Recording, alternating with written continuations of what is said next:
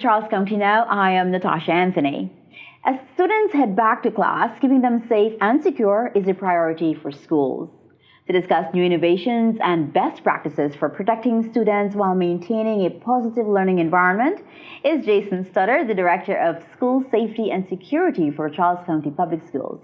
Welcome, Jason. Well, thank you for having me. It's an honor to be here. And you're welcome. Thank you for being with us. Now, before we get started, Jason, tell us about your background and what you do as Director of Safety and Security. So my background starts in 1998, where I spent about 4 years in the United States Air Force. Then I joined the Charles County Sheriff's Office, where I spent a little over 20 years there and retired as a lieutenant. In 2018, I was selected to be the Chief of School Safety and Security for the Charles County Public Schools, where I've been since. So our daily operations is the mission of what we do is to sustain and foster a safe learning environment for all of our students, staff, and visitors. So that's where we spend a majority of our day, and what we do every day is trying to keep our babies as safe as we possibly can. I love that, keeping the babies as safe as you possibly can. Now, I know that you talked about transitioning from the Sheriff's Office to the school system. Tell me, was that a passion of yours for children and children's safety? My career at the Sheriff's Office, during my career at the Sheriff's Office, I spent 3 years as a school resource officer. I spent 3 years teaching in our criminal justice program, and a number of years working with inside of education, just doing different things. I'm also a study of the incident command system, so I spend a great deal of time traveling the country and responding to a number of different tragedies across the country, which gave me a unique perspective on school safety and safety in educational environments. So yes, it is a passion. Plus, I have 2 older kids and a smaller child that's in elementary school. So doing anything that we can to make sure that our national treasures are as safe as possible is what I think my calling is at this point. Wonderful. Now, Jason, it would seem there is a wide range of potential threats and concerns in school. How do you approach security? So we use what we call an all-hazard approach. So we don't just look at the terminal events like the active shooter events. We look at everything in between. Okay. Our philosophy is that if we can master the fundamentals of what we do, in other words, master the fundamentals of everything, it reduces the possibility of having those major events. So if we're good at making sure that we simply close and lock our doors, that everybody has to show an ID to get into our buildings, that all of our windows are closed, that all of our communication devices are working, that our cameras are working. If we're good at all of those things, we reduce the possibility of the major things occurring.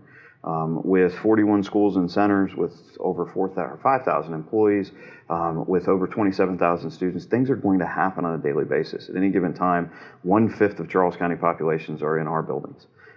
So we know things are going to happen, but the best things that we can do is to reduce that risk as much as possible. And the way that we reduce that risk is through mastering those fundamentals. Okay, now mastering the fundamentals. I know you talked about keeping keeping the doors locked, keeping the windows secured. How do you foresee for this 23-24 school year that you're going to enforce that within schools? So it's not as much as enforcement as it's about ensuring that everybody understands the importance and obtaining that collaboration to work together to ensure that we're doing everything. We can't just say that safety and security inside of schools is a top priority. We actually have to show it. And we not only have to show it to our community, we also have to show it to our staff and to our kids. So it's incumbent upon our 41 principals and our 41 building leadership teams that we have to ensure that they understand everything that we expect. And it's incumbent upon our office to ensure that the expectations are set out there as clear as they possibly can be, and that we are an active partner in what they do.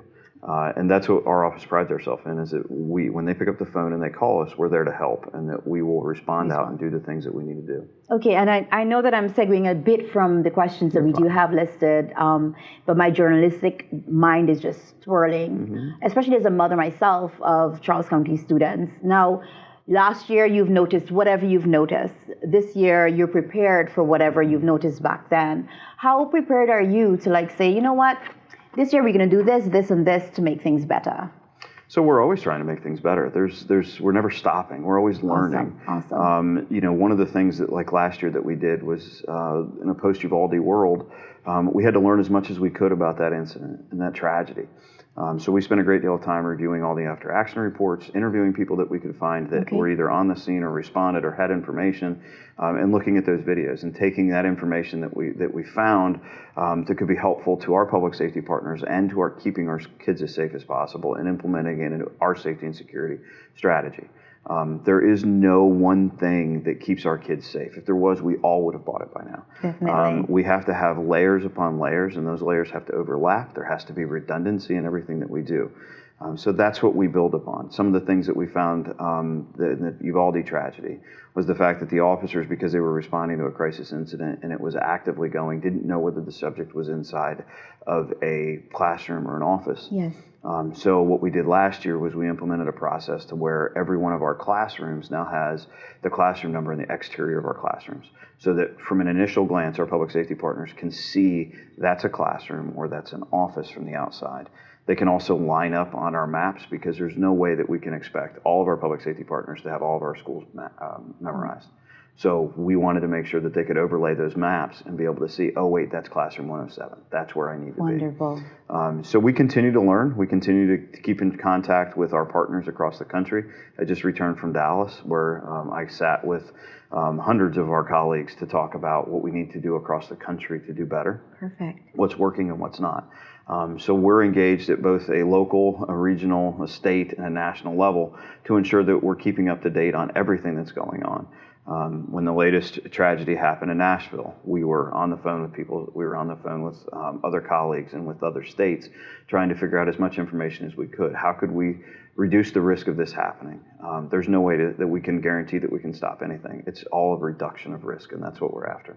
Awesome. So you're listening to Jason Stoddard. This is Charles County Now, and he is the Charles County Director of School Safety and Security. And I know, Jason, you just talked about layers.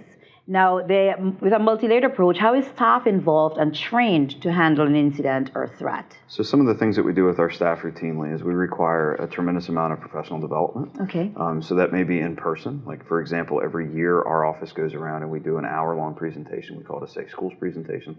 So all of our staff hears our emergency procedures. They all hear what's important to us. This year they're going to hear about, the common sense things that we can do. Not propping our doors open, making sure that our badges work, not allowing people to tailgate through our doors, making sure that we're kind to everybody. But if we find somebody, an adult that's in our building that doesn't have a sticker or a badge, that we stop them and ask them if we can help them. All of those things that are so important. We also have a lot of online training that we offer. Okay. We have what we call student services teams that we can put in place to make sure that students that need a little bit of extra assistance are receiving that extra assistance, because there seems to be at times a gap in the middle between students that receive extra services due to physical or learning issues versus kids who don't have any of those but still need a little bit of extra help. So we have those issues. We also have our school psychologists. We have our school counselors, and we have our PPWs, which all do amazing work together to make sure that all of our kids, no matter what place they are in our schools or anything else, are receiving all the services that they need to be successful. Let us not forget, we are an educational organization. Our core mission is education. Definitely. Our core mission is to make sure that we are educating our kids and giving them the skills to be successful as an adult. Schools have been given a tremendous amount of other responsibilities. But at its core, we're an educational an educational organization, and we have our kids for 6.5 hours a day. And far too often, schools are an excuse for a lot of things. We have educators. Our teachers become teachers because they love to teach, and we need to make sure that we're giving our teachers the ability to teach and the ability to educate, because as we know, post-COVID, we've lost a lot of educational time. Yes. So everything that we do is directed at making sure that we have a strong educational environment so that our kids feel safe and our teachers and our staff feel safe and feel the best that they can in order to do what they have to do to make better citizens, which is what our core mission is. I love that, the core mission of making better citizens. And I know that the education system is about educating our students. Teachers are there to do that. To do that, you have the resources within the school system to also help with that. Now, how do you balance safety and security measures while also meeting the students' need of having them be educated? So, in many cases, the best security is the security that you never see. The last thing that we want to do is to build a school that looks like a prison. Our schools need to be inviting, but they need to be inviting to the point to where they're also safe. Yes. So no matter what technological things that we put into place, no matter what layers that we put in place, there are 3 pillars that we go off of with everything. And those 3 pillars are a well-trained staff and student body, positive staff relationships between staff and students, and positive school culture and climate. So no matter what we put in place, no matter what we talk about, those are the 3 things that we always come back to. Okay. That's what keeps our schools safe. And each one of those things is free. So if we concentrate on those 3 pillars, again, we're looking at fundamentals. And that's what we're after. We want to make sure that those 3 pillars are only supplemented by anything that we put into place. So the long and short of it is to make sure that we have those relationships, to build those cultures and climates. Because what we find is it's no different than in our everyday relationships. If we have a relationship with somebody and it's a positive relationship, it's real difficult to disappoint them. Yes. And kids are no different. And in many cases, the most positive relationships that our students will have will be at school, outside of their families. So we need to make sure that we are doing those things. So it's not just about, all the different things that we can do, all the different products that we could buy. It is still those very traditional foundations and frameworks that we've known for generations. I know, and I feel awful after saying that it's not about the products we can buy or not specific things that we can do, but just keeping those 3 pillars as top of mind. And here I am asking you about training protocols and even response plans that have evolved over the years to deal with new threats within the school system. I know that you say, okay, let's just keep it top of mind, educating our kids. Security is nothing. You say the security is not the security you see. Is that the best security is the security that you don't see. That you do not see. So here I am asking you about training protocols, just to based on how they've evolved over the years. Mm-hmm. So as things have gone, we have to keep our eyes open. We have to learn what's happened. Say something. Yes, that is true. But in many cases, our worst enemy is our lack of imagination, right? So we don't think about things to prepare for things. And we need to make sure that when we do think about, well, this could happen or this could happen, we understand what the realistic idea that we may be able to do something to prevent it is. Okay. And that's using the imagination. Exactly. This sad truth is that this isn't a zero-sum game. In other words, we can't make any guarantees at any point in time, and anybody who says that we can is lying to you. We can't oversell what we do. We have to be very truthful with our stakeholders and with our community and with everybody that's involved. And we do, but at the same time, we do everything that we can do to keep the kids as safe as possible. That's where those overlapping layers. So we routinely sit back and try and figure out, okay, well, what could happen? And we want to make sure that we are prepared for as many things as we can. However, when we break all those things down, it comes right back to fundamentals. No matter what our imagination is, no matter what we can think of as would be an issue inside the school, they all come back to the fundamentals.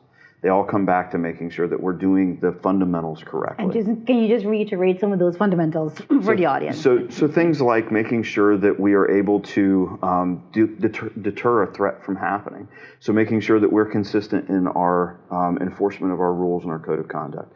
Making sure that we're open and doing things like these interviews to make sure that we're talking about all the things that we're doing. Yeah. Making sure that our public safety partners, to include our state's attorney's offices, understanding exactly what goes on inside the schools, and making sure that we're holding people and students accountable for issues that we can. Making sure that our community is fully aware of everything that's going on.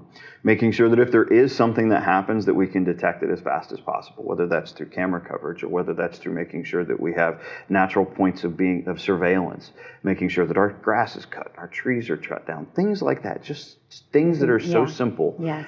Making sure that we have great communication, and communication is not only being able to talk, but also being able radio communication and making sure that our radio radios talk to not only inside of our schools, because schools are built like shelters. So there's a lot that goes into making sure that radio transmit through the buildings, but also making sure that those same radios can talk to our public safety partners in the case of an emergency. Making sure that we have a PA system that works, but if we don't and our PA system goes down, that we have a redundancy to that, and we have built in a redundancy utilizing things like our phones. So there's all kinds of different things that we have to make sure that we master, even down to making sure that our employees have their employee badges on, that their employee badges have the right expiration sticker on them, and making sure that when they scan in, that nobody comes in behind them. Yes. Because as Americans, we're nice. Yes. And it's very difficult to slam the door in front of somebody's face. And people get offended by that. And I understand that, but in schools, there's a diligence, our schools, while they are publicly funded buildings, they are not public buildings. You can't just walk in. You have to abide by our rules. So we don't want people just walking through the doors right behind another staff member, or having a student open a door for another student. So those simple things are what keep us safe. I love it. And when we look at schools, we want to look at a school not from a fortress, but from a castle. We want everything that's inside is what we're trying to protect. We're not trying to keep bad things out. We're trying to protect everything inside. And that's where we're at when it comes to how we look at things. It's a castle. It's a castle mentality.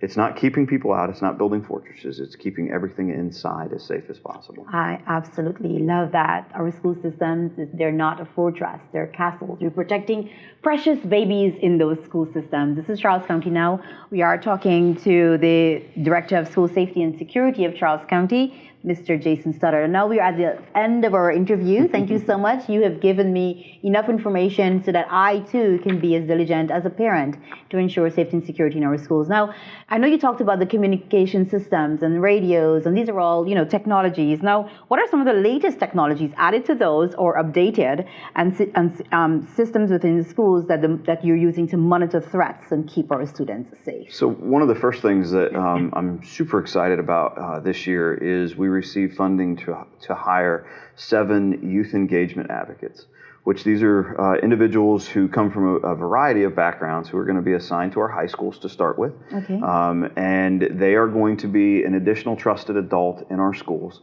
And what we did is we tried to take a hybrid model from many of our other local jurisdictions who have something similar to this. Okay.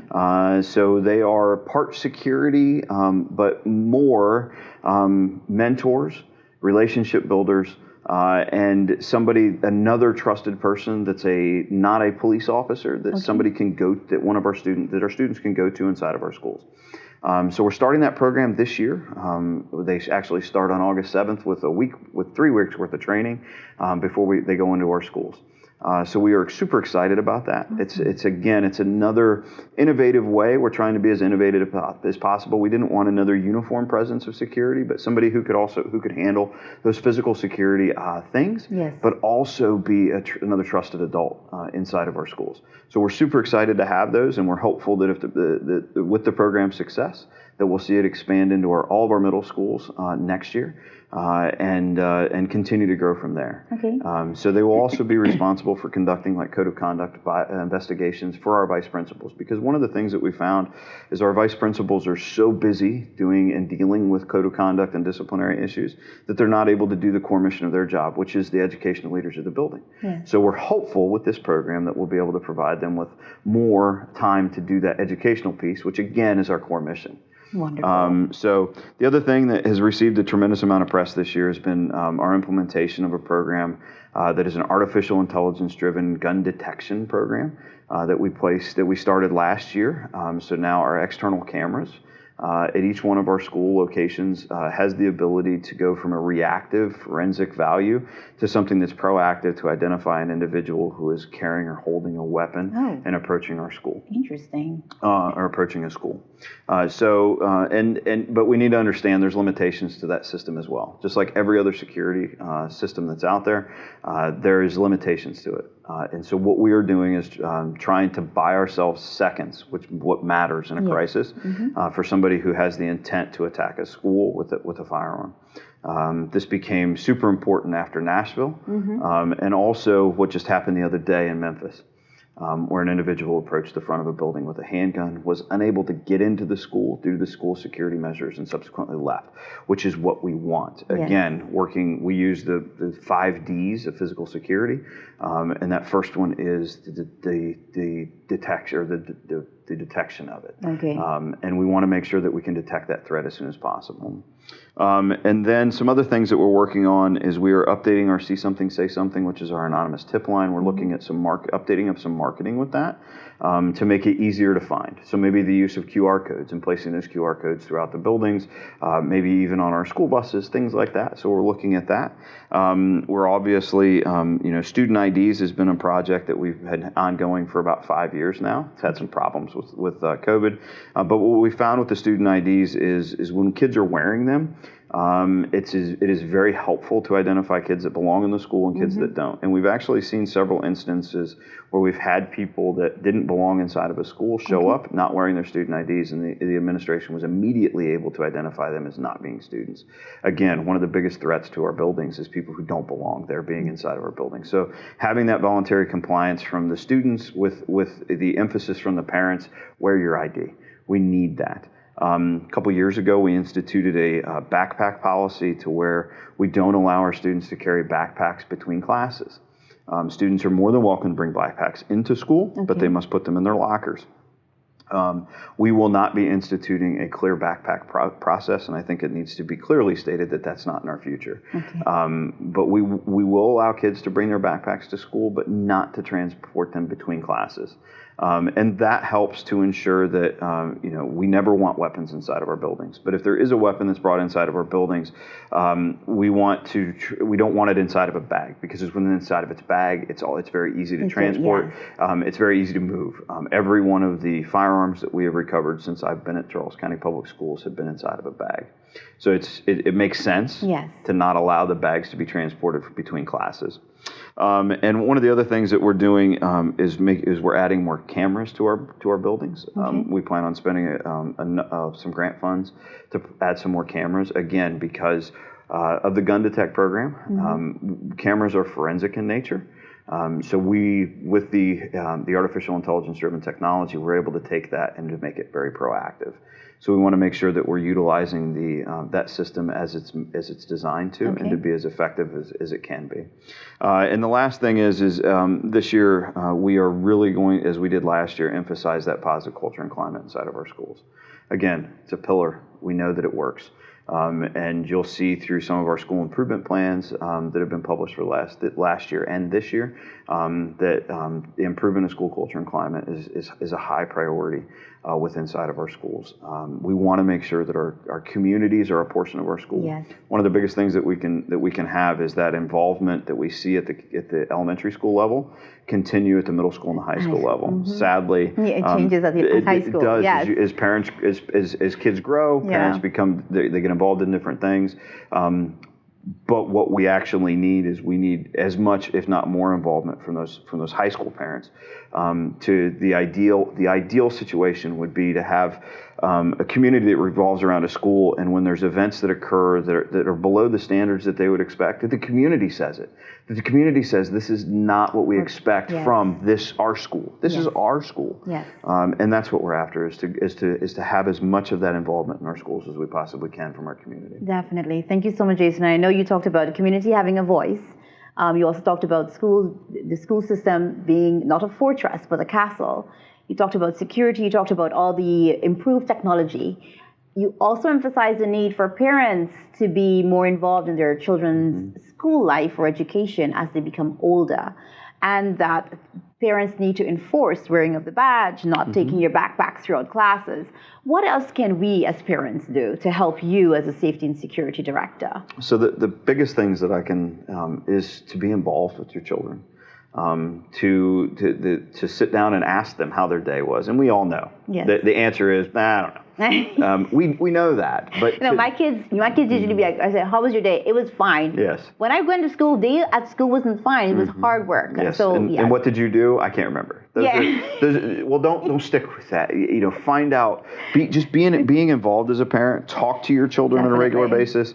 Talk to them about the different things that are going on. Be educated about all of the different things that your kids are involved with, whether it's social media. Social media is one of our largest problems. Yes. And that goes back to the cell phone. And does your child really need a cell phone that does everything that your cell phone as an adult does? Thank you. Because remember, they have access to everything that you have access to. Yes. And we routinely find that social media is a huge issue. Yeah.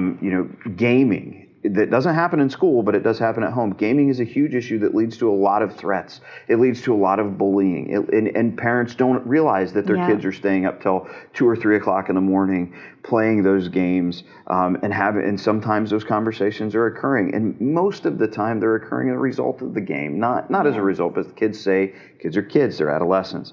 So being involved, doing those things that we know are good parenting, modeling that good parenting, making sure that we're strengthening the relationships with inside of our families. Yes. Again, we have our kids for 6.5 hours a day.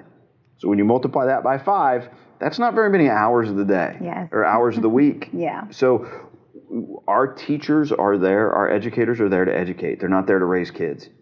We need the family involvement. Yes. We need that strengthening relationship to make sure that we're all playing our part. As you mentioned before we started, it does take everyone in the community to help raise all of our kids. Definitely. Because keep in mind, these are the kids that are going to be taking care of us when we get older. Yes. So, and making sure that our families are strengthening the relationship between them and the school, and supporting the school.